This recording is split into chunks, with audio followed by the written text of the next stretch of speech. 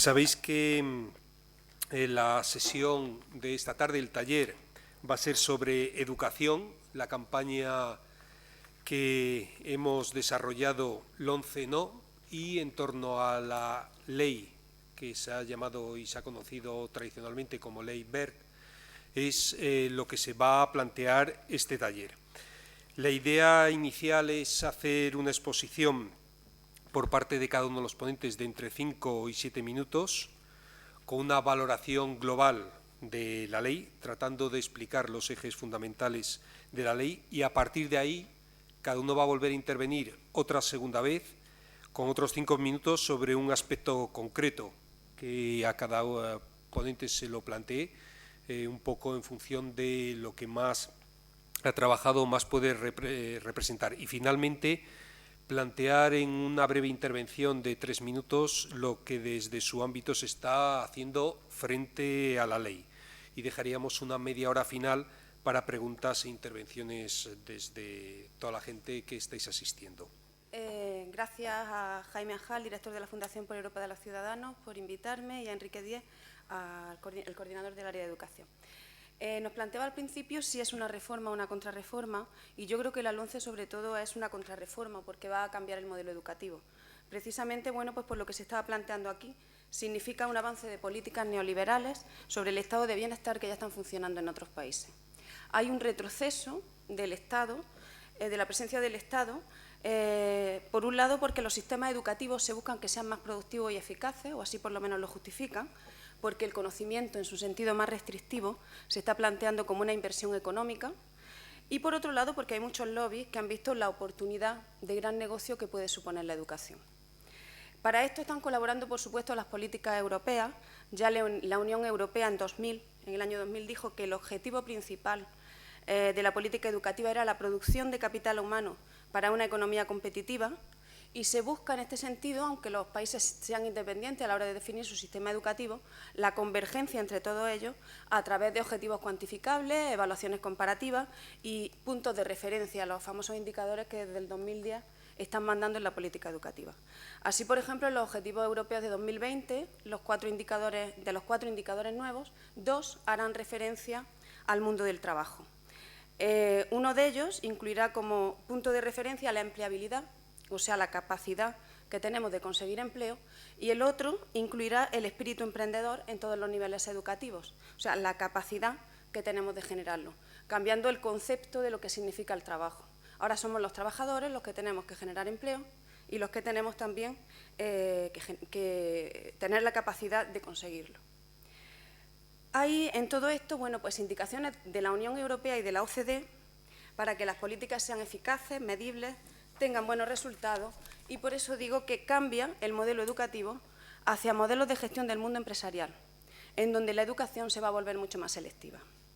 Estas políticas, ligadas a la eficacia, entran de manos de discursos neoliberadores que van en contra, que entran desde los años 80 y van en contra, pues, de lo que es el New Deal de Roosevelt o del Welfare State, que entra después de la Segunda Guerra Mundial.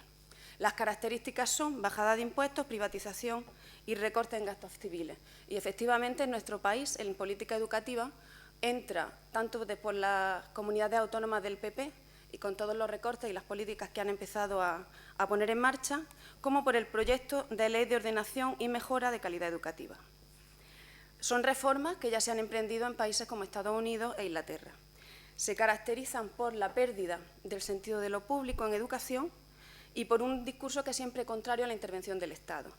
Por un lado, los programas civiles son vistos como un despilfarro innecesario para ayudar a personas que se vuelven acomodaticias y perezosas. Van acompañadas de la suposición de fraudes, pues, en el gasto farmacéutico, en las becas. De hecho, crean decretos para impedir el fraude laboral, mientras permiten la amnistía fiscal. Y, por otro lado, se va a demonizar el papel de los políticos y de toda política intervencionista, porque atentará contra la libertad de los ciudadanos y ciudadanas. Estos dos principios ya lo dijo el ministro Wert en el año 2010 en una conferencia que dio en FAES y que denominaba este tipo de programa estatalismo asistencialista. Ambas ideas lo que tienen como consecuencia un desprecio auténtico hacia toda regulación por parte del Estado como una intrusión en el ámbito privado, y también porque no hace posible obtener rentabilidad a corto plazo. Ello ha llevado a desregulaciones tan importantes como la financiera, que causan la crisis del año 2008, o la de los medios de comunicación. Y fomenta todo esto pues, valores consumistas, individualistas, de baja responsabilidad social, que son compatibles totalmente con los argumentos neoliberales. En la agenda de la OCDE, también a partir del 95, con su estudio Gobernanza en Transición, se meten este tipo de modelos de gestión descentralizados dentro del sector público y que van a estar orientados hacia los rendimientos. Van a defender lo que es la autonomía operativa, entornos competitivos, enfoque clientelar, etcétera. Se podría decir que son modelos de gestión de empresa privada en servicios públicos. Y la LOMCE lo va a hacer principalmente a través de tres cuestiones. Por un lado, con la selección y diferenciación del alumnado a través de los itinerarios y de la creación pues, de dos vías con categoría distinta, la del bachillerato y la FP. En segundo lugar, con lo que llaman autonomía operativa, que sería una autonomía de gestión muy controlada, que se crearía a través de la especialización competitiva en 3 centros, que se van a ir diferenciando y a recibir recursos distintos en función de su categoría, de lo que vayan consiguiendo. También, en segundo lugar, a través de las demandas sociales, o sea, privatización alternativa a la provisión pública y un enfoque clientelar, que ellos lo van a hacer a través de la libertad de creación y elección de centros, el aumento de los centros concertados y, por supuesto, consiguiendo que la educación pública sea subsidiaria de la privada con todos los recortes que están produciendo en la escuela pública. En tercer lugar, también, lo que el informe de la OCDE llama refuerzo de las capacidades estratégicas desde el centro, que se plantea a través de una dirección gerencialista. Hasta en Cataluña, como vemos, ya están teniendo potestad para contratar directamente los propios centros. La reválida y clasificaciones, por supuesto, entre los centros van a incentivar también esta competitividad y esta diferenciación, con el aumento de las desigualdades, además de quitar autonomía al profesorado con la estandarización del currículum y conseguir en el alumnado un aprendizaje mediocre, como se ha constatado en otros países como Estados Unidos y Chile, que han creado este tipo de evaluaciones. Unido a ello también, se plantea que la reforma es una reforma de ideología muy conservadora, no solamente neoliberal, sino muy conservadora, en la que se plantean modelos de enseñanza muy antiguos, con la segregación de sexos en las escuelas con financiación privada, la asignatura de religión evaluable y con obligación de una alternativa, la desaparición de educación para la ciudadanía y una concertada religiosa que no ha llegado a asumir como principio educativo la pluralidad moral. Todos ellos son valores neoliberales y conservadores y, a mi parecer, los únicos valores ideológicos sobre los que puede proponerse un sistema educativo en un Estado de Derecho son valores cívicos y democráticos. Y en este primer turno, 3 o 4 cosas básicas para nosotros. Primero, responder desde el punto de vista de las familias si esto es una reforma o una contrarreforma educativa. Y para nosotros, lo hemos dicho por activa y por pasiva, es una contrarreforma en toda regla, que más bien denominamos una involución, o la etiquetamos de involución, más que contrarreforma, porque no es solamente desde la óptica de quien gobierna rectificar cosas en contra de lo que se ha hecho pensando que se va a mejorar, sino que es una vuelta al pasado. No dejaré de decir que podéis acudir a Internet, que hay en Internet un vídeo muy interesante que está hecho por el Nodo para justificar la reforma educativa de Villar Palasí de 1970 y que si ponéis tal cual esto, reforma educativa Villar Palasí, encontraréis un vídeo que no llega a 5 minutos casi y que de alguna manera viene a desgranar los puntos fuertes por los que esa reforma se tenía que poner en marcha, ¿no? Y entre ellos pues se hablaba de la necesidad de eliminar las reválidas, de eliminar la doble escuela, una para las clases favorecidas y otras para las que no la tienen, la necesidad de ir a un bachillerato único, la necesidad de reformular toda la educación y abandonar esa educación que solo llegaba a unos cuantos, ¿no? En un contexto de 1970 en el que de cada 100 alumnos que empezaban la educación primaria, solo 27 llegaban a la secundaria y solo 3 llegaban a la universidad. En este contexto de involución, Para nosotros básicamente hay dos razones, y no es que sean dos razones que nosotros hayamos descubierto, sino dos razones que se nos han dicho expresamente a las familias, porque son las mismas razones que también se nos trasladaron cuando, de forma textual, en el Foro de Henares, en la discusión previa de la LOCE, el representante del Ministerio, del mismo partido que ahora gobierna, nos decía en ese debate que la LOCE, ahora LOMCE, acrecentada incluso en muchos de los terrenos, pero la LOCE se ponía en marcha básicamente por dos cuestiones. Una, porque la escuela se estaba democratizando y eso, según los proponentes de la LOCE, no se podía consentir, y sus palabras textuales eran: la democracia solo se puede ejercer en el Parlamento y no siempre es deseable, cosa que a mí me quedó bastante grabada. Y la segunda cuestión por la que se planteaba la LOCE era porque, según ellos, a la universidad ya estaba llegando cualquiera, que traducido en lenguaje que se pueda entender, lo que realmente se quería decir es que a la universidad estaba llegando ya el hijo o la hija de un cualquiera, de una persona normal y corriente que, según un sector social de este país, no tiene derecho a llegar allí, salvo que, por la razón que sea capaz de demostrar, más allá de toda duda razonable, como se dice en los juicios, que merece dar un salto cualitativo en su vida y ser aprovechado por esa élite social para convertirlo en élite, ¿no? Entonces, bueno, estas son las dos razones principales que siguen estando en el fondo de la LOMCE y de muchas de las medidas que tenemos encima de la mesa ahora. El tema del Real Decreto de becas y de la expulsión del alumnado de la educación universitaria tan salvaje como se está haciendo, pues es más de lo mismo, es el mismo formato. En la LOMCE, además de lo que planteaba Carmen con mucho acierto y que yo lo único que puedo hacer es suscribir, hay básicamente cuatro tipos de políticas que en mayor o menor medida, y a veces las cuatro, están presentes en todas las modificaciones que se plantean y que con más tiempo podríamos a lo mejor desarrollar, pero que yo os voy a enumerar muy rápidamente.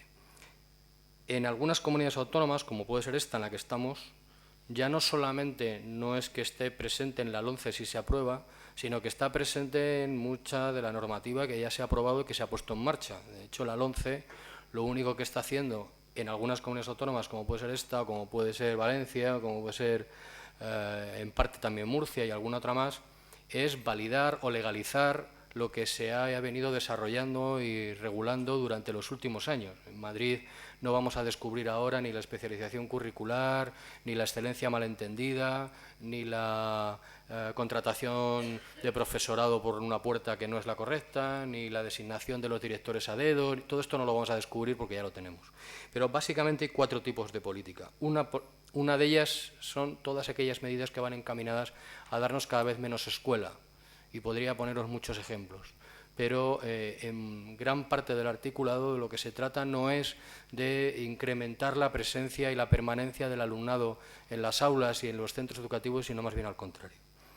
Otra parte, otro tipo de políticas que estamos sufriendo y que en la LOMCE están presentes son la escuela de dos velocidades, que en el fondo es la escuela de dos futuros, ¿no? En función de esa teoría extraña pero vieja de los talentos, ¿no? Entender que las personas nacen con un talento determinado y que en función de ese talento con el que han nacido, pues vamos a tener que clasificarlos y ese es el futuro que les corresponde.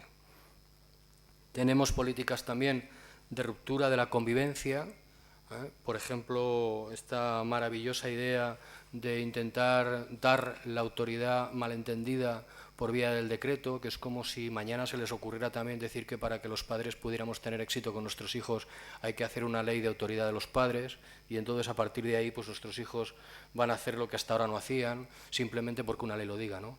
Y es una forma perversa de cambiar o de entender o de trasladarnos que hay que ser autoritario y hay que dejarle bien claro a los demás quién manda, por qué manda y lo que ocurre cuando alguien dice que no está de acuerdo, ¿no? Entonces, todo esto son políticas de ruptura de la convivencia y podría ponernos más ejemplos.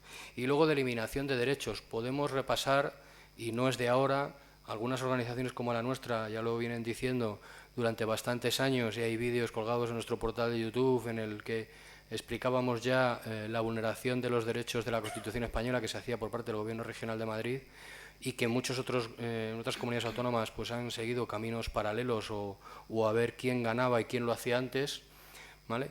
Pero que buena parte del articulado está, si no en tela de juicio, directamente atacado, ¿no?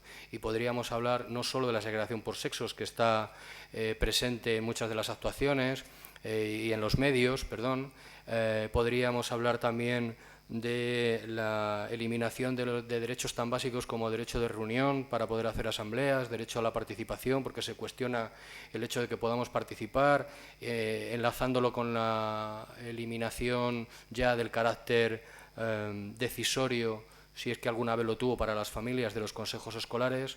En fin, hay muchos terrenos en los que la eliminación de derechos es palmaria, ¿no? Pero, y termino con esto, para nosotros hay dos derechos que se eliminan de un plumazo y que son los principales. El primero, el derecho a la igualdad de oportunidades, es directamente atacado, y la equidad del sistema, en la medida en que habíamos conseguido un sistema más equitativo que buena parte de los que nos rodean, está directamente atacada. Y por otro lado, también hay otra cuestión que debemos destacar en cuanto a la eliminación de derechos, y es la redistribución equitativa de la renta de este país, de la renta que aportamos entre todos con nuestros impuestos, y es esa filosofía de dar más al que más tiene. Y la LOMCE habla de eso, habla de darle más a los que más tienen, de invertir más en los centros que van mejor, de apoyar más al alumnado que menos lo necesita y a las familias que más tienen, ¿no? En fin, en este primer turno, gracias. Bueno, muy breve la valoración general de la LOMCE. Como ya tanto Carmen como José Luis han dicho bastantes cosas, me centraré en algunos aspectos. Y un comentario previo, yo creo que hay que entenderlo en esa línea que decía Enrique, del contexto sociopolítico y económico en el que estamos. La crisis financiera inicialmente, pero crisis global que estamos viviendo actualmente a nivel mundial, está sirviendo como coartada para llevarse por delante los derechos de la ciudadanía en servicios públicos esenciales, en redistribución de la renta y de la riqueza, en estado de bienestar, en derechos laborales y sociales. Es decir, se está utilizando como una herramienta, como un arma para intentar desmantelar muchas décadas de avance que podríamos denominar civilizatorio. Bueno, en ese contexto entra el tema de la educación. Es la coartada que utilizan los neoliberales para arramplar un poco con todo. En el caso de nuestro país, esta ley, que es una vuelta al pasado, un retorno al pasado, no es al planeta de los simios, pero casi, en terreno educativo, obedece a razones, por un lado, ideológicas y, por otro lado, económicas, de negocio. Las ideológicas, fundamentalmente, se basan en una premisa que no la explicitan, aunque han estado a punto de decirlo con la boca grande, ver cuando hablaba de las becas y cuando afirmaba aquello de los que no saquen más de un 6,5 que se dediquen a otra cosa. No decía que se vayan a acabar a la vega, porque ahora ya la agricultura es un sector que está, en fin, con poca población activa y más en retroceso, en desuso, pero era la vieja mentalidad que tenían los caciques en este pueblo. ¿Para qué queréis estudiar? ¿Para qué queréis saber leer y escribir? Para ir a acabar a la vega. Porque es un peligro la cultura, es un peligro la educación. Es algo que siempre las élites dominantes han intentado mantener con sordina, mantener de forma alejada de la población, del pueblo, de los trabajadores. Entonces, el mensaje que nos lanzan es que hemos estudiado por encima de nuestras posibilidades y a partir de ahí construyen lo que es el contenido concreto de esta ley. Los ejes son, por una parte, una reducción de la inversión muy notable. En España nunca hemos alcanzado los niveles de financiación o de inversión educativa que tienen los países de mejores niveles de éxito escolar de Centro Europa o del norte de Europa. No hemos llegado de ninguna de las maneras al 6%, al 7%. Aquí estamos en el 4,6, quieren llevarlo al 3,9, que eso significa una desinversión del orden de 7.000 millones de euros anuales. Eso necesariamente tiene que tener consecuencias en el terreno de la calidad educativa. E internamente, esa desinversión va a producir una redistribución de los recursos, orientándolo hacia la red privada, hacia la red concertada. Su lógica es que no hay que gastar tanto, que hay que poner en coherencia el sistema educativo con el mercado de trabajo. Un mercado de trabajo precario, en rotación, de trabajos de poca cualificación para una buena parte de la población activa. Las élites ya la ponen ellos, pero para el resto, un país que no hace una apuesta de modernización por la industria, donde el principal sector económico dejó de atrás el ladrillo, que van a intentar recuperar en algún momento, es el turismo y la hostelería y poco más, no necesitan cualificar, según ellos, a la mano de obra para que luego se vaya a Alemania o a, yo qué sé, a Brasil, los ingenieros, los informáticos, los arquitectos formados en España. El segundo eje, para ir muy rápido, es el reforzamiento del carácter clasista y segregador. No quieren que haya mezcla social. Y el tema de las escuelas privadas y concertadas, las concertadas, financiadas y subvencionadas con fondos públicos, es una manera también de facilitar que no haya esa mezcla social. En los países centroeuropeos o del norte de Europa, los ricos llevan a sus hijos a los centros públicos. Las personas de cualquier nivel socioeconómico y cultural lo llevan allí, porque la educación es un factor también de hacer Estado, de hacer nación, de hacer república. Aquí no, aquí, por razones ideológicas, políticas y hasta religiosas, se da esa segregación de lo público y lo privado. No quieren mezcla social, no quieren que haya, en fin, una generalización de la educación y de la formación, porque es peligroso que haya ciudadanos críticos, formados, informados, comprometidos con su tiempo y que les dé por querer cambiar un mundo hecho a la medida de los poderosos. Y la segregación la llevan a unos niveles, por la vía de los itinerarios o por la vía de introducir estos elementos que antes citaba José Luis, el bilingüismo, el modelo educativo bilingüe que introduce en la Comunidad de Madrid, los centros de excelencia, que es una brutalidad, porque transforman la escuela, que debería ser una oportunidad para todos, en un riesgo para una parte importante del alumnado. Es algo que no tiene nada que ver con razones pedagógicas, con criterios, en fin, de escuela moderna que deberían de seguir vigentes en nuestro país. Y la tercera idea es la de la privatización de la educación. Es un pastel muy jugoso, tanto en España como a nivel mundial. A nivel mundial se estima del orden de los 2 billones con B de dólares lo que supone la educación. Aquí en España estamos observando que hasta en las escuelas infantiles de 0 a 3 años, las llamadas guarderías, que quiere hacer ver que no son guarderías, que son fundamentales en el desarrollo del niño o de la niña, han concursado en aquella de gestión indirecta, privada, han concursado grandes empresas del ladrillo, de la seguridad, de la limpieza, tipo Eulen, Prosegur, ACS, para hacerse con ese negocio, porque es un negocio que permite un nivel de ingresos que supone, pues eso, asegurar nuevos nichos de negocio, apalancamientos financieros, en fin, nuevos campos de actuación. Y las maneras que tienen de privatizar todavía no adoptan la vía directa de vender como los hospitales. Lo hicieron en la Comunidad de Madrid con un colegio, el Colegio El Álamo, que luego lo perdieron en los tribunales. Pero la vía es otra, la vía es restarnos la clientela, robarnos los alumnos, derivar los alumnos hacia la red concertada y privada. Y para ello desinvierten, para ello intentan deteriorar la calidad de la educación pública. Ese reforzamiento de la red concertada es una de las vías principales de privatización y además de los nuevos métodos de gestión empresarial que meten en los centros educativos, el pago por resultados, el establecimiento de rankings, categorías y niveles, la sponsorización o patrocinadores de fuera. Se han llegado a poner a la Puerta del Sol, la emblemática Puerta del Sol, en fin, ahí rompeolas de las protestas y de las movilizaciones obreras, populares y sociales, Vodafone Sol, pues cuando nos descuidemos en cualquier colegio van a acabar poniendo también algún nombre auténticamente disparatado. Acabo con una afirmación que es la siguiente: esta ley no solo no contribuye ni aporta nada a la modernización de la educación en España, sino que es puro darwinismo escolar al servicio del darwinismo social, económico y político. Desde los MRPs y desde Esquerra Unida, desde Izquierda Unida, lo primero que tengo que decir es que esta ley es un ataque brutal a la educación pública.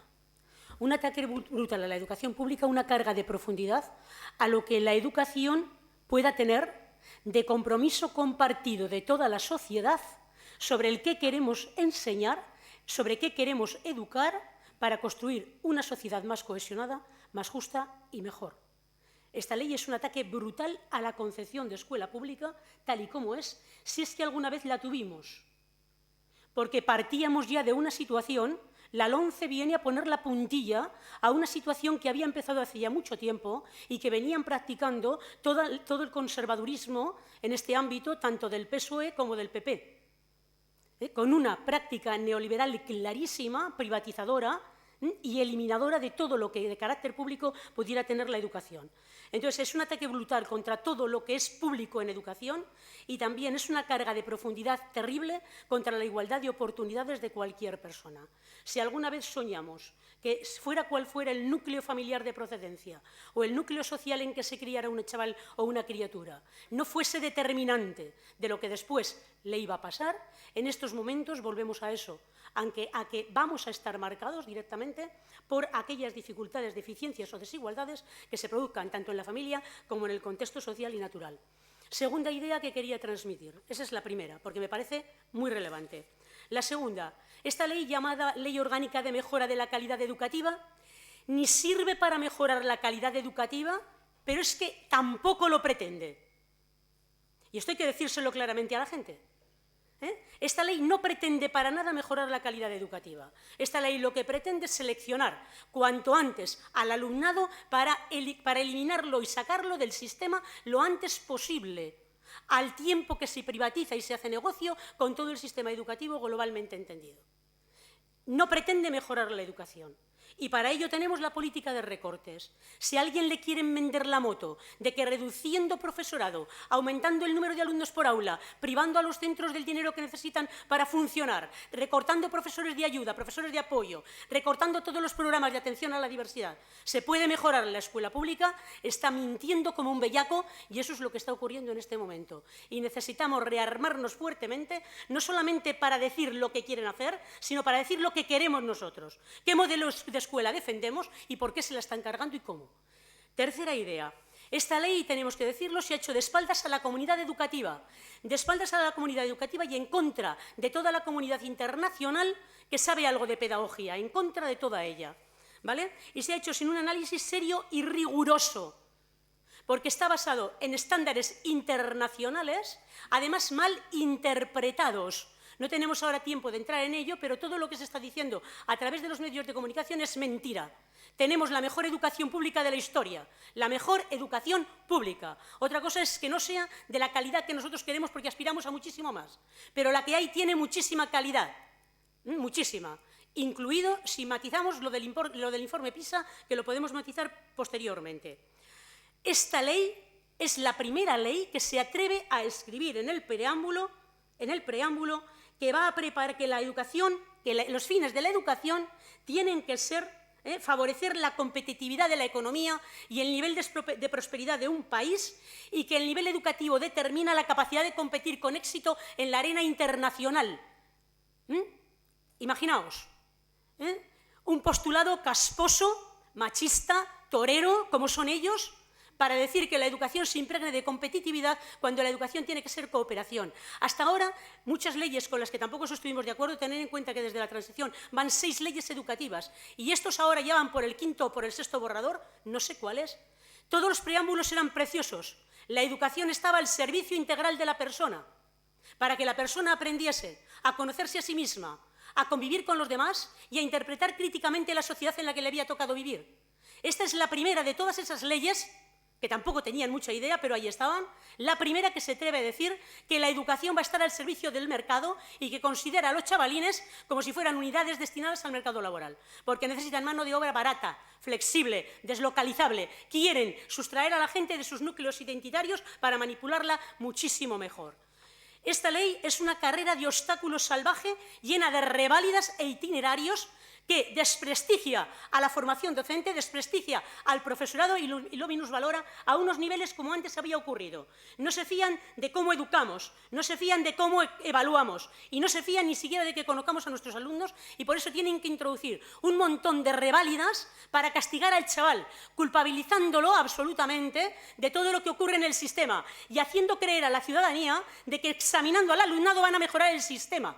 Una perversión de primera magnitud, sin valorar ni niveles de partida, ni proceso, ni sistema escolar, ni recursos, ni formación docente, ni papel de la inspección, nada. Aquí parece que el culpable de si el sistema va bien o va mal, y ya he dicho que la educación pública en este momento es mejor de lo que muchas veces hubiésemos soñado.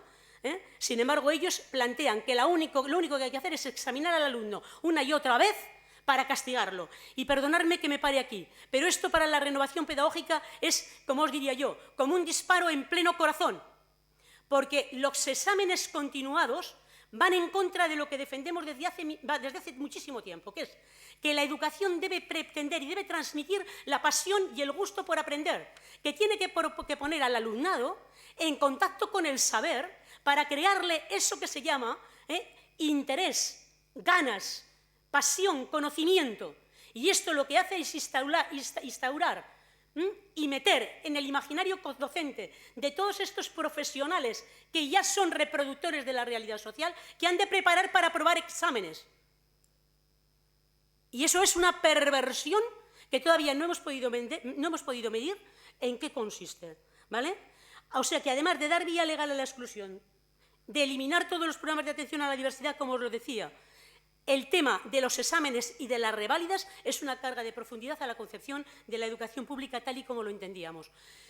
Los itinerarios es una salvajada. Hay 3 itinerarios, supongo que lo sabéis todos, 4 reválidas. El hecho de que una criatura que apruebe la primaria tenga que pasar una reválida después de haber aprobado todos los cursos y si no la aprueba no promocione, es una barbaridad. El hecho de que en cuarto de secundaria haya otra reválida y a la criatura que haya aprobado los 4 cursos de secundaria le hagan una reválida y si no la aprueba no titule, es una barbaridad de primer orden. Y se lo tenemos que decir a las familias porque no lo saben. No lo saben las familias, ¿vale? Tercer bloque que quería tocar muy rápidamente, porque tenemos poco tiempo en este primer turno. ¿Se me acaba ya? Vale. 2 minutos, 1, 2, 0, medio. Vale, el tema, da igual, luego abordaremos más. El tema del currículum es también salvaje. Se han cansado ya de que la clase trabajadora tenga acceso a la música, a las artes plásticas, tenga acceso a toda esa parte del currículum que ellos consideran que es solamente para ellos.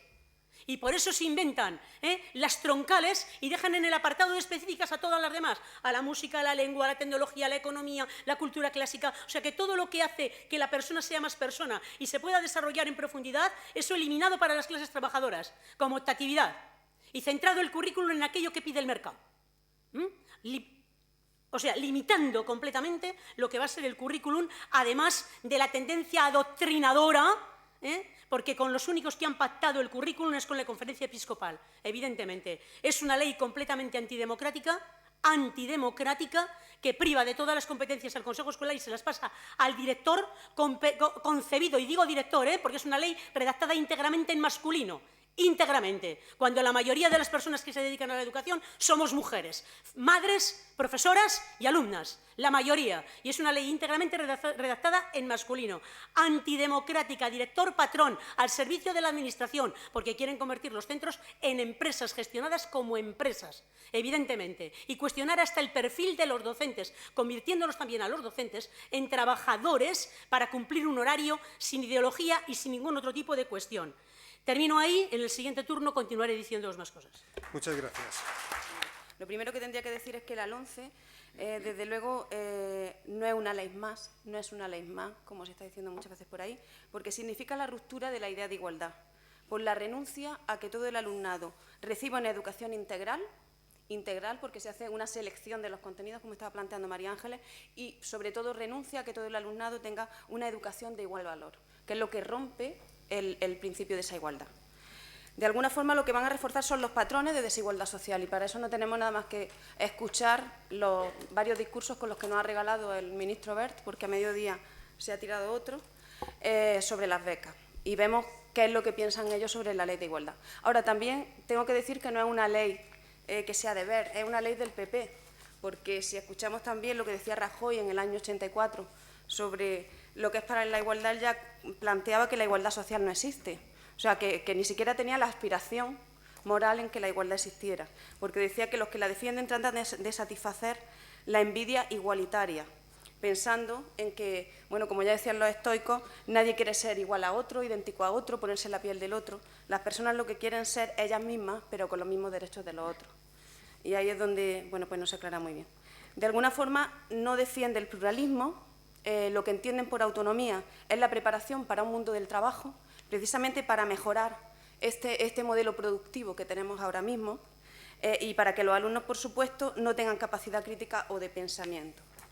Por eso tiene un fuerte carácter ideológico y uno de los aspectos más destacados donde se puede ver este carácter ideológico es, por ejemplo, en la segregación de sexo, que podemos decir que es un logro que se consigue no hace mucho por el retraso y desigualdad que llevaba nuestro país en la igualdad entre sexos, y precisamente se basan para defender la enseñanza diferenciada en un convenio de la UNESCO del año 60, que en nuestro país es anticonstitucional porque nuestra legislación tiene estándares democráticos muy superiores con respecto a la igualdad y que se realizó precisamente para garantizar en algunos países en los que tenían legislaciones muy restrictivas con respecto a la igualdad de sexos que las niñas pudieran estudiar. En este sentido, bueno, pues se utilizan además argumentos como el derecho a la elección de la familia, anteponiendo el derecho privado de la familia en que sus hijos vayan a centros seleccionados por encima del derecho a la escolarización conjunta, como ya planteaba antes José Luis Pazo. También utilizan bueno, pues, las razones de los rendimientos mejores de las alumnas con los alumnos y, de hecho, hasta el dictamen del Consejo Escolar cae en ese error en el decir, bueno, que los pueden segregar siempre y cuando den programas en los que los rendimientos de los chicos sean superiores, cuando los que quieren segregar a las alumnas y alumnos son los colegios de religión ultraconservadora de la Opus Dei y Guerrilleros de Cristo Rey, que quieren segregarlos por una razón, que es la religión católica, y en la cual pues, los destinos de hombres y mujeres son diferentes. Bueno, pues científicamente, aunque el Consejo de Estado caiga en eso, los alumnos y las alumnas no aprenden de forma diferente. Hay diferencias mayores entre clases sociales y etnias que también las quieren segregar, pero utilizando otro tipo de estrategia. Podemos decir que, bueno, pues, por dejar la segregación ahí, en el tema de la confesionalidad, bueno, pues, sustituyendo a lo que son los valores de una sociedad democrática, como decía antes, que es la que debe regir también en educación. Por un lado, la educación para la ciudadanía, por lo que es rechazada claramente, es porque plantea otros modelos de familia, porque plantea la sexualidad, la igualdad de sexos o el pluralismo moral. Y estos han sido los temas que han salido siempre y, de hecho, el PP incluso saca un decreto en el que saca estos temas de educación para la ciudadanía antes de quitar por completo la asignatura. De hecho, en las mismas negociaciones, por lo menos las que hubo en Andalucía, la FERE ya planteó y consiguió que la educación para la ciudadanía se adaptara a la religión católica, con lo cual todos estos conceptos, todos estos temas pasaron a ser definidos de otra manera. O la CC también, en el tema de la religión, pues ha conseguido que siempre los colegios religiosos no den una alternativa a otra religión o no den otra alternativa que no sea la religión católica, o sea que la han estado imponiendo incluso dentro de la LOE, ¿no? Antes se puede decir que cambiaban los contenidos de educación para la ciudadanía, se han negado a dar alternativa a la religión católica a los colegios concertados y ahora ya definitivamente quitan la asignatura y vuelven a convertir la religión en los valores de toda la ciudadanía. De alguna forma, el ideario religioso, además, se plantea como un principio de libertad de pensamiento que debe defender la educación pública. Y luego, para plantear solo algo sobre segregación, sin meterme en los temas que les tocan a mis compañeros, bueno, pues decir que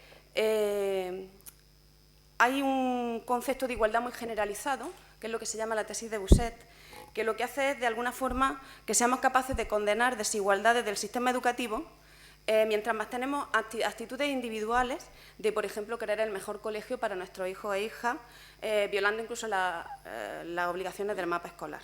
Ahí se puede decir que hay un conflicto en lo que es la igualdad entre el interés público y el interés privado. Ser padre o madre frente a ser ciudadano o ciudadana, o lo que diría Sánchez Ferlosio, el interés público frente al interés del público.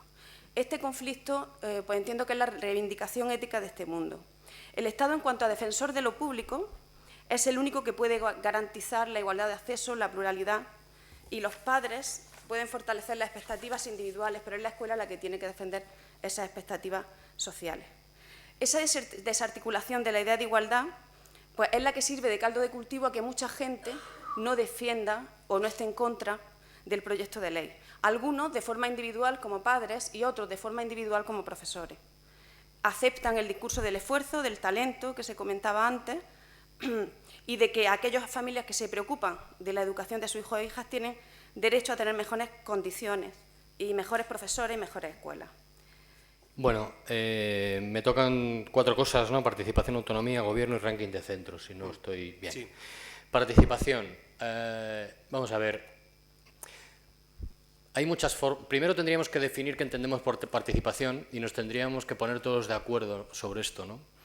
En este momento tenemos un sistema educativo que entiende que la participación es, bueno, formar parte de una serie de consejos escolares o de órganos consultivos, porque para nosotros son órganos consultivos, para los padres y las madres, y que tenemos opción a intervenir en determinados debates e intentar llegar a un acuerdo con una mayoría que, si no conseguimos llegar a un acuerdo con esa mayoría, pues está bien, hemos hecho el intento y se nos agradece, ¿no? El modelo que nosotros plantearíamos sería el que ocurre en una pequeña parte de centros donde se entiende la comunidad educativa como algo mucho más extenso de lo que dice la legislación actual y en la que el día a día del centro, el proyecto educativo, lo construimos entre todos, lo gestionamos entre todos, lo evaluamos entre todos y lo hacemos crecer entre todos. Y esa es un poco la escuela que, salvo algunas experiencias, como decía María Ángeles antes, porque en el fondo se refería a eso, todavía está por construir. Y aquí tenemos un tercer, podríamos tener muchas más formas de verlo, pero tendríamos un tercer bloque, que es lo que nos plantea la LOMCE. Y la LOMCE lo que nos dice es que la participación de las familias se debe reducir a elegir bien el centro donde escolarizamos a nuestros hijos y nuestras hijas.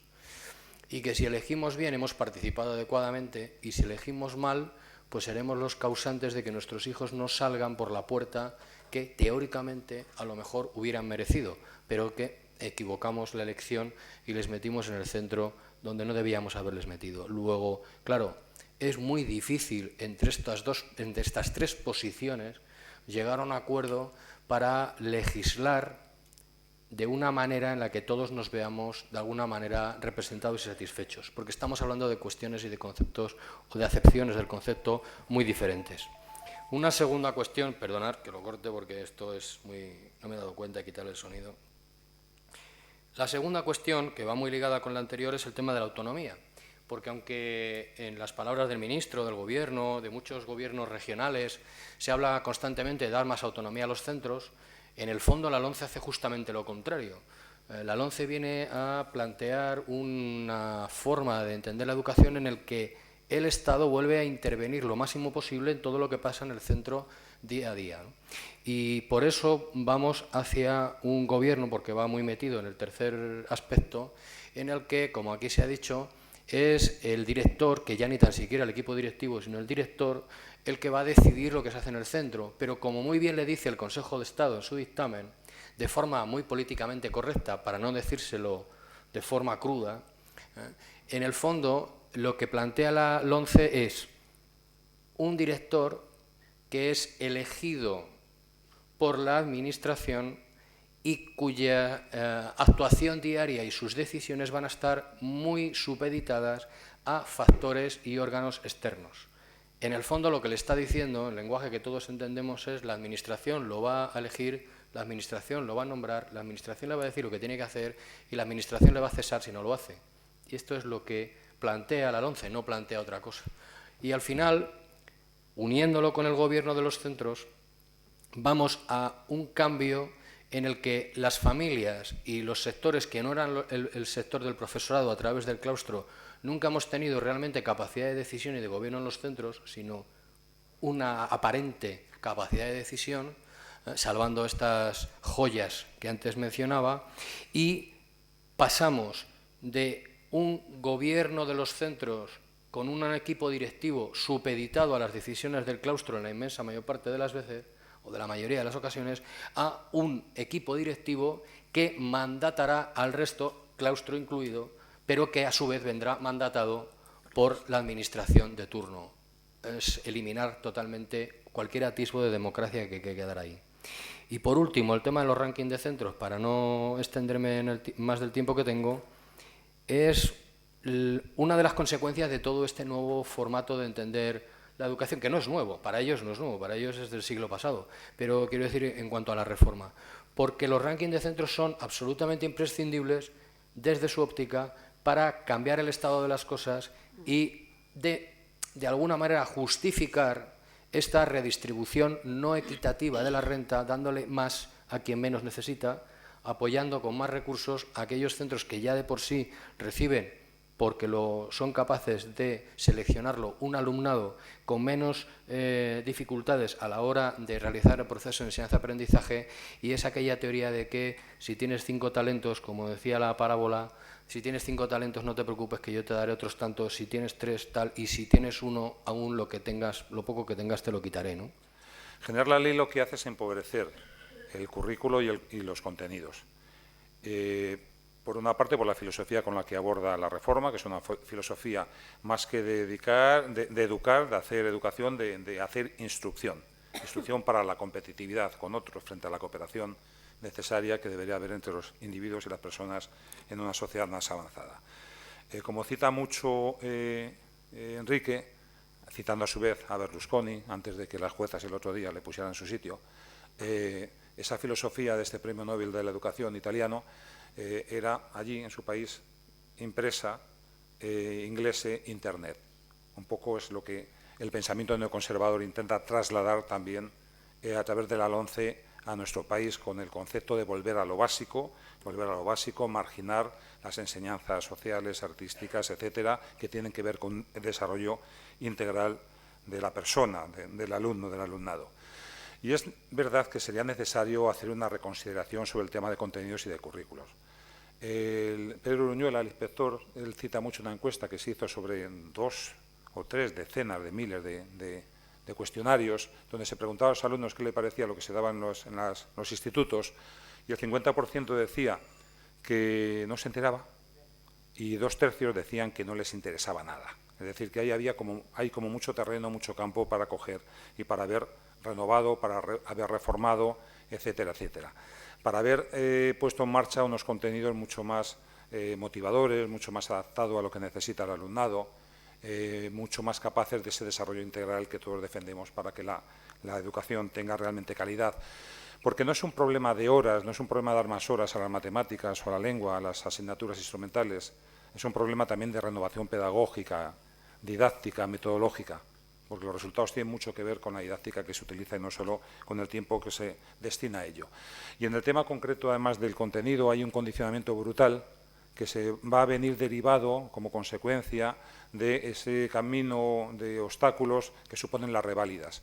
Uno enseña lo que evalúa, y si se va a evaluar a través de las reválidas y las formas de pruebas externas, eso va a condicionar y va a empobrecer el contenido de lo que vamos a impartir con el alumnado, porque vamos a convertirnos pues, en academias de preparación de pruebas externas, como ahora mismo ya pasa con la cuestión de la PAU, de la selectividad.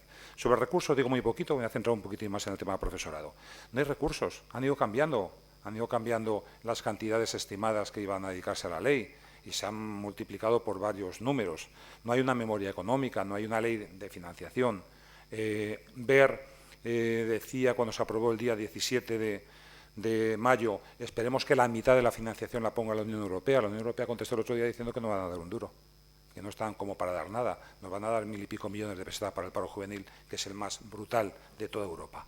Entonces, no hay dinero para esta ley, y esta ley en algunos elementos introduce cuestiones que necesitan financiación. Por ejemplo, el que la formación profesional básica, una vía ancha donde van a derivar a mucho alumnado, se tenga que dar, porque entra dentro de la fase obligatoria de educación, se tenga que ofertar en muchos centros educativos. Termino con el tema del profesorado con lo siguiente, esquemáticamente. La ley supone una reducción de plantillas, y una reducción importante de plantillas públicas, porque refuerza la red concertada, porque consolida los recortes y reduce la inversión. Se habla de 62.000 empleos que se han perdido ya. Se han perdido ya ese volumen de empleo. Segundo, deteriora las condiciones de trabajo, aumenta el número de alumnos para menos profesores, 400.000 alumnos más para 62.000 profesores menos. Aumenta la jornada laboral, reduce los medios, los recursos, el profesorado específico para tener la diversidad, etcétera. Va a fomentar los traslados por una serie de motivos que introduce, especialización de centros, etcétera. Entonces, por el baile de asignaturas que se va a producir, va a potenciar el clientelismo con el refuerzo del poder del director y con la posibilidad de contratar a dedo, por ejemplo, a nativos que no pasan por los mecanismos que establece la legislación y la Constitución de igualdad, mérito y capacidad. Va a destrozar el sistema de acceso, metiendo, ya se empezó en Madrid, y lo harán en el futuro a nivel general, un sistema de acceso que no tenga en cuenta para nada la experiencia, y eso supone rotación del profesorado, precariedad del profesorado, muy magras, muy escasas ofertas públicas de empleo. Han desmantelado la red de formación del profesorado, no hay un compromiso serio de hacer un estatuto de la función docente, y luego, como hay menos democracia en los centros de trabajo y no va a pintar el claustro o los consejos escolares prácticamente nada, pues eso supone restar y hurtar derechos democráticos y de participación, como se restan derechos de participación y de decisión al profesorado cuando no puede evaluar a sus alumnos, sino que lo hacen examinadores externos y son los que deciden si es maduro, si cumple las capacidades, si está en condiciones de titular, etcétera, etcétera. Y el último tema que me parece el más grave es, y acabo con ello, supone menor motivación y menor compromiso, puede suponer menor motivación y menor compromiso del profesorado. ¿Por qué? Porque en la medida en que se le ignora, en la medida en que no se cuenta con él, en la medida que incluso se hacen campañas de desprestigio hacia el profesorado, todo ese trabajo voluntario, de compromiso, de entrega, de vocacional, de currar por la calidad de la educación y de la enseñanza, se puede resentir. Son muchos millones de horas extraordinarias que se echan con extraescolares, con viajes de fin de curso, con salidas, con intercambios, que se pueden resentir en un debilitamiento del compromiso del profesorado en la medida en que se le margina de una manera tan brutal. Bien, yo voy a hablar de privatización y negocio educativo básicamente y tocaré todo eso seguramente. Bien, como la introducción ya la han hecho mis compañeros, ya sabéis que evidentemente esto en el consenso de Washington, ya por el año 1998, reunidos 350 especialistas, entre ellos 170 hombres de negocios, decidieron que había que liberalizar la educación y convertirla en un negocio. Y ya sabéis que la Troika se ha empeñado en privatizar aquello en lo que todavía no habían entrado a saco, porque ya habían entrado, la educación, la sanidad y los servicios públicos. Desde ese contexto entramos ya, y a mí me gustaría matizar, a ver si puedo, 6 ideas básicas. Primero, nos han privatizado los conceptos y las palabras. Hay que redefinir el sentido de lo público, hay que redefinir lo que significa calidad, hay que redefinir lo que significa autonomía y un montón de palabras más que la LOMCE y la derecha utilizan y que no tienen el significado que tienen para nosotros y que no puedo concretar ahora si no diré todo lo que os quiero decir.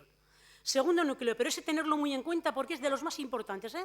Han creado en el imaginario colectivo de la gente una serie de parámetros que o los cambiamos o no tenemos nada que hacer. Segundo, teníamos instalado ya desde el principio de la transición, porque no hicimos una transición como tocaba, un sistema privatizador basado en una red pública y en una red privada concertada. Aquel que se plantea que quiere la máxima educación para sus hijos, la educación privada para mantener a las clases de élite en el poder, la concertada para aquel que quiere que su hijo vaya muy bien, pero no le preocupan para nada a los demás, y luego la pública. Esa ya era una perversión que hemos sido incapaces de subsanar a lo largo de todos los años que llevamos en esta transición, y que es el primer elemento privatizador del discurso y del sistema. A esto, si ahora le añadimos que están aumentando los conciertos, que van a aumentar la FP básica, que van a concertar con centros que segregan por sexos, que han ampliado los criterios para seleccionar al alumnado, que están cediendo suelo público 75 años para construir centros privados, que están cediendo edificios públicos para construir centros privados. Toda la política de cheques y bonos, la política de deducciones fiscales, la política de zonas únicas de escolarización, etcétera, etcétera, etcétera. Segundo punto. Tercer punto, rápidamente. Lo de los rankings de centros, aunque le ha tocado a mi compañero, eso es otra de las perversiones mayores de esta ley. Cualquier gobernante que se precie con un mínimo de dignidad y de sentido de la justicia debería saber que todos los centros deben tener la máxima calidad y que potenciar unos centros con calidad y otros centros sin calidad, además de inmoral, es completamente injusto. Aquí no se trata de que el padre pueda elegir el de mejor calidad. ¿Quién va a poder elegir? 3 o 4 o 5 o 6. ¿Y todos los demás qué pasa? Que no tienen derecho a la máxima calidad, no tienen derecho a la excelencia. Máxima calidad para todos. Por lo tanto, ahí, rankings de centros eliminado por completo. Fijaos, otro punto. Hace ya tiempo que han privatizado todo el ámbito de las decisiones. Lo decía el compañero cuando hablaba de la organización y de la gestión de los centros. Si le quitas la palabra a las familias, si le quitas la familia al alumnado, y si le quitas, la palabra al profesorado, ¿quién está tomando las decisiones sobre educación?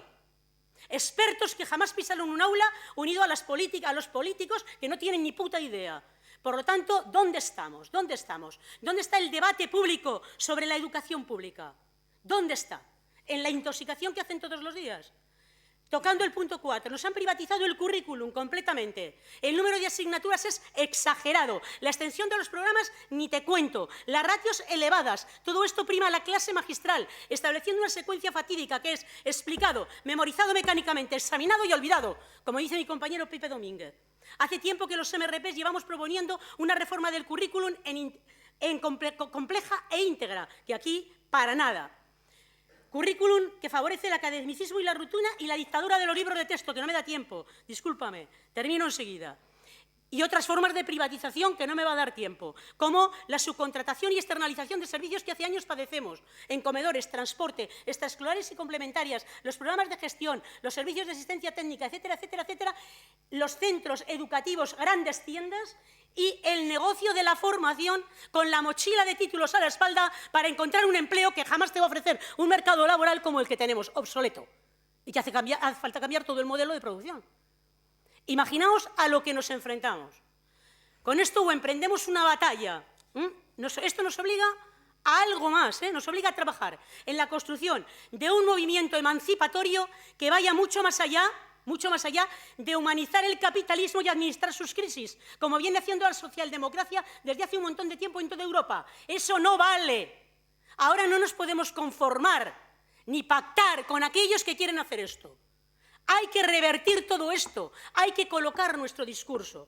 Necesitamos un nuevo proyecto pedagógico, político o político-pedagógico, como queráis, para favorecer la emancipación de las personas hacia un modelo de sociedad mucho más justo. Pues el Foro de Sevilla se constituye a principios de este curso. Lo formamos más de 40 personas, entre ellas la mayoría, fundamentalmente somos profesorado universitario, también hay profesorado de los diferentes niveles, hay gente de CEAPA, de sindicatos, de hecho la mayoría de esta mesa formamos parte del Foro por otra Política Educativa. Y bueno, pues la idea con la que se forma es precisamente pues, por la inquietud ante la evolución que estaban tomando los acontecimientos, ante todos los recortes, hacia el proyecto del 11 que se había propuesto justo ese verano, con 2 o 3 versiones que salieron ya en plan de Power, ¿no? Y entonces, bueno, pues ante la inquietud de todo esto y la preocupación que bueno, pues ya de alguna forma analizábamos y pensábamos en ella por nuestro sistema educativo, todo el fracaso escolar y el abandono escolar que iba arrastrando, pues esto hizo que bueno, pues nos reuniéramos, formáramos el foro y bueno, pues la primera reunión de hecho la tuvimos en octubre, en la cual pues salió un manifiesto sintético. Hicimos una página web a la que, bueno, pues os animo que si queréis acudir, si no la conocéis, la que se puede firmar, hay materiales colgados y está el primer manifiesto, la página web es porotrapoliticaeducativa.org, porotrapoliticaeducativa, todo junto, .org. Ahí se puede descargar también después el documento que hicimos, que nos publicó la editorial Morata, y bueno, pues ese documento también se puede descargar en la propia editorial Morata gratuitamente y también en el foro. Luego, bueno, pues todos estos documentos se han presentado en muchas de las universidades de los que formamos parte del foro, se han dado muchas charlas, se ha intentado, bueno, pues hacer una labor de difusión. También se hizo una plataforma progresista en marzo, en la que, bueno, pues nos reunimos con CEAPA, con sindicatos, con movimientos también como Marea Verde y en todos estos acuerdos siempre nuestras propuestas y nuestra crítica ha ido incluso más allá de la LOMCE, en planteamientos que ya estaba haciendo María Ángeles, bueno, pues por la necesidad también de que hay de cambiar políticas anteriores, en las cuales sabemos que muchas comunidades como Valencia y Madrid han estado simplemente sin necesidad de ninguna LOMCE, pues haciendo una serie de planteamientos y llevándolos a la práctica que, bueno, pues que ya se parecían mucho a la misma propuesta de ley, ¿no? Y nada más. Bueno, ¿qué hacer? Bueno, pues la verdad es que decía, la mayoría estamos en el foro, la verdad es que la mayoría estamos en prácticamente todo, ¿no? Esta marea verde que todos, bueno, hacemos y en la que todos estamos de alguna manera involucrados en mayor o menor medida, es muy activa, la verdad es que es muy activa y tiene muchos frentes, o bueno, más que frentes, muchos foros abiertos. Desde luego, por parte de las familias, CEAPA está, como no puede ser de otra manera, involucrada en prácticamente todo lo que sea defender la educación y Y sí decir que con la LOMCE vamos a tener que hacer básicamente varias cosas. Una, no dejar de hacer lo que hemos hecho hasta ahora, es decir, y no solo en los últimos años, porque hay alguna persona que sabe perfectamente cuántos años llevamos ya con esta camiseta rulando por el mundo, ¿verdad? Y los que nos quedarán. Pero es verdad que en los últimos 2 años, y especialmente desde que la LOMCE de alguna manera fue anunciada, pues, y algunas de las medidas que han venido unidas a la LOMCE, que son recortes que se hubieran hecho con y sin LOMCE, y la LOMCE se hubiera hecho con y sin crisis económica, es decir, que de todo esto también podríamos hablar, bueno, pues de alguna manera ha hecho que tengamos un nivel de actividad muy considerable. Las familias hemos hecho este curso por primera vez 2 huelgas educativas convocadas desde las familias, en octubre del año pasado una junto con los estudiantes y en mayo de este año una con estudiantes y con docentes. Somos conscientes de que hemos dado un salto cualitativo que tenemos que mantener y somos conscientes también de que de alguna manera estamos, no digo liderando porque liderar es una palabra que no me gusta, yo creo que las cosas que se hacen entre todos están mejor, pero sí que estamos al mismo nivel que, y si me apuras, que en algunos sectores en mayor nivel de implicación y nos va a tocar porque además si en este momento alguien puede revertir esta situación es la sociedad en su conjunto y las familias en el fondo no somos otra cosa que la sociedad en su conjunto, las que estamos en los centros, pero somos la sociedad, es decir, las familias, decimos, parece como que los padres y madres fuéramos un chip especial que solo nos dedicamos a ser padres y madres, pero además somos otra cosa, los docentes también son familias, etcétera, etcétera, ¿no? Los alumnos son parte de las familias. Bueno, lo que nos queda por delante, por no entretenerme por lo de detrás, si la LOMCE se aprueba, por un lado, CEAPA va a ir al Tribunal Constitucional por las diferentes vías que tiene para ello, tiene varias, por supuesto, y las intentará utilizar todas. Si se aprueba en el momento en el que haya un cambio de gobierno, incluso aunque fuera un gobierno del mismo color, solo o acompañado, le vamos a exigir que derogue la LOMCE. Y en esta derogación de la LOMCE nosotros no nos vamos a conformar con llorar por lo que perdimos o defender lo que tenemos, porque los padres y madres, supongo que todos los demás también, no voy a hablar por los demás, pero los padres y madres somos muy conscientes de que lo que tenemos está muy bien, tenemos la mejor escuela pública que hemos tenido, pero que es una escuela pública que está a medio construir, siendo generosos, y que no satisface en gran medida en muchos terrenos lo que queremos. Y el modelo educativo que tenemos nos ha valido para llegar hasta aquí, nos puede valer en determinadas cosas para seguir avanzando. Es injusto decir que no hemos mejorado y que no hemos progresado porque lo hemos hecho como nunca y el cambio de este país desde el punto de vista educativo y social es incuestionable, salvo que quieras negar la realidad y algunos están en eso, pero ya no es el modelo del siglo XXI. Y hay que cambiarlo, y acabo con esta idea, por un lado, abriendo el debate necesario para poner encima de la mesa las cosas que hay que cambiar, y luego planteando el sentido de las mejoras, en qué sentido queremos que se mejore.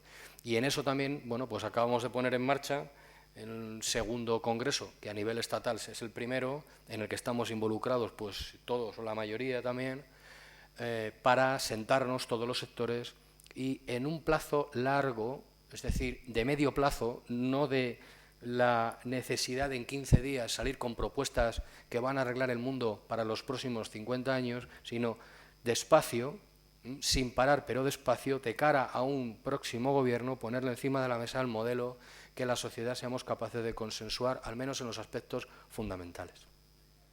6 puntos. El primero, sobre qué estamos haciendo y un poco la perspectiva, ¿no? El primero, explicar. Estamos explicando muy a fondo lo que significa la LOMCE desde la marea verde.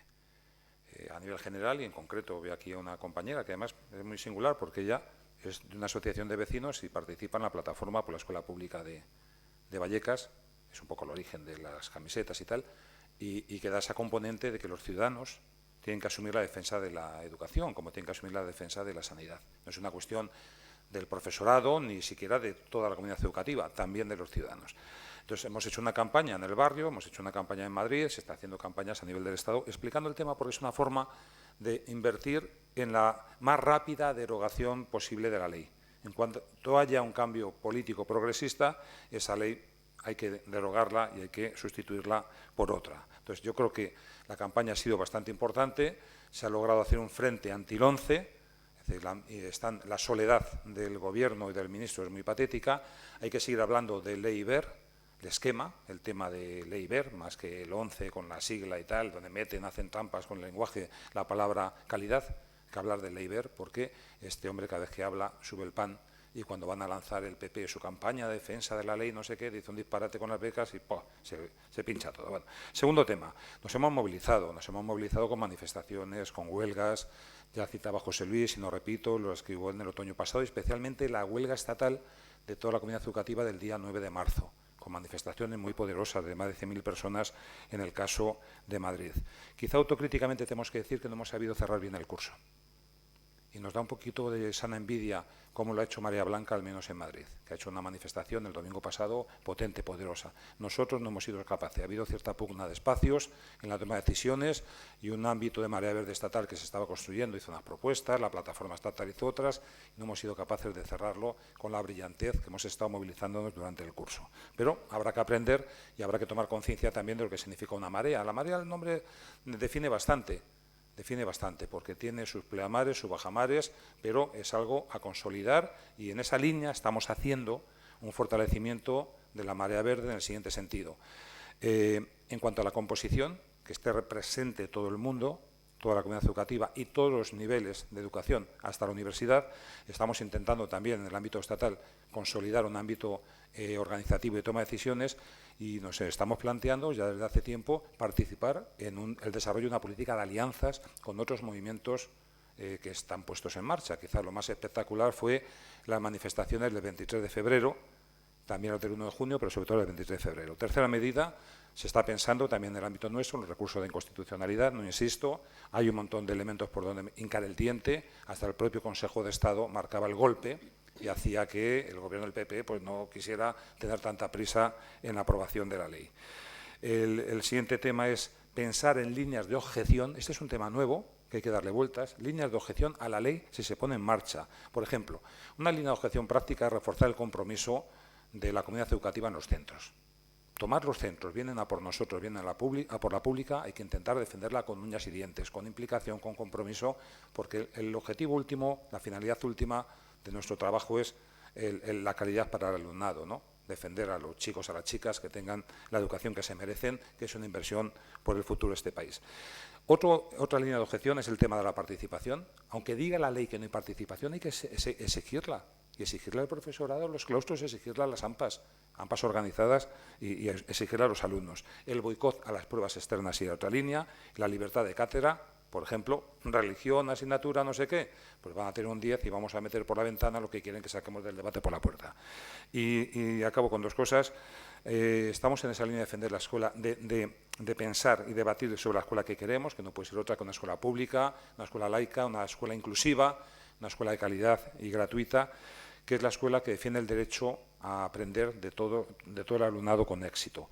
Y está empezando a madurar, pero ese es un tema delicado, si queréis lo dejamos para el debate, la idea de que cuando las manifestaciones, la calle, la huelga no es suficiente, cuando no negocian nada, está empezando a madurar la idea de que hay que echarles, de que hay que dar un salto, de que las instituciones se tienen que convertir en un campo de batalla, de que es necesario que haya un salto para provocar y producir un cambio político en nuestro país. Bien, los MRPs, nuestras líneas de actuación básicas son dos: la formación y la experiencia concreta. Entonces, lo que estamos haciendo, al igual que el resto de compañeros, es, en primer lugar, favorecer la reflexión y el análisis en profundidad de la ley en todos los lugares en que está a nuestro alcance. Nos estamos multiplicando para ir no solamente a explicar la ley, lo he dicho ya antes, sino para colocar nuestro discurso. Yo creo que este es un momento clave que debemos utilizar todos para colocar el discurso y cambiar el imaginario colectivo. Hace falta una alfabetización diferente. Así como las misiones pedagógicas en su día iban por los pueblecitos alfabetizando a la gente, ahora hace falta una nueva alfabetización, en consonancia con lo que está ocurriendo, ¿no? En segundo lugar, lo que también tratamos de hacer allí donde vamos es aprovechar y canalizar el valor educativo de las protestas, porque las protestas tienen un valor educativo múltiple, pero múltiple. Cuando la gente se reúne para protestar, la protesta es dignidad, es responsabilidad, es compromiso, es debate, es democracia, es participación. Entonces, intentamos también favorecer la reflexión sobre esto. Y el otro elemento que os decía, que para nosotros es básico, es prestigiar la escuela pública. Prestigiarla, ¿cómo? Hacernos fuertes en la propuesta, construir realidades diferentes. Eso lo hemos hecho siempre. Entonces, lo que estamos también preparando un próximo congreso y lo que queremos es potenciar, visibilizar todo lo que ya se hace y construir otra realidad posibles en los centros. Establecer redes de comunicación y de apoyo, ¿vale? Y básicamente esto. Hay un elemento que consideramos también fundamental y es que hoy más que nunca el compromiso docente tiene que estar inundado de esperanza, de entusiasmo y de vitalidad, porque solo se contagia eso. Uno contagia cuando quiere a la escuela pública, cuando la practica, cuando tiene experiencias que contar, cuando la vive. Y es el entusiasmo lo que más se contagia de todo.